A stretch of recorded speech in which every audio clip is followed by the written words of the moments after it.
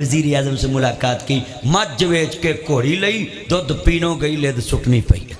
बंदे आंदे ने जी औरत की घूमत जायज़। मैं कहा जो बंदे मर जान फिर बुढ़ी नहीं बहना, अही तो मरे हैं, बंदे तो आई नहीं हुण पंजाब च। मैं मौलवी हो के उन्होंने महत करना भी चलो यार काम कुम करते हैं पंजाब च, पर उन्हें कुड़ी नूं अगे ला के साडा भी बेड़ा गर्क कर दिता। मौलवी हर दौर से चुप रहिंदे ने कि किते सानूं मसीतों ना कढ देण। ते साडी हुकूमत एडी अंतरी, नेज़े सुट्टण वाले नूं करोड़ा ते जहाज ते जनाब जिन्हें कुरान दा नाम रोशन किया है 58 सलामी मुल्कां चों पाकिस्तान दा नाम रोशन किया है, उन्होंने लख भी नहीं दिता।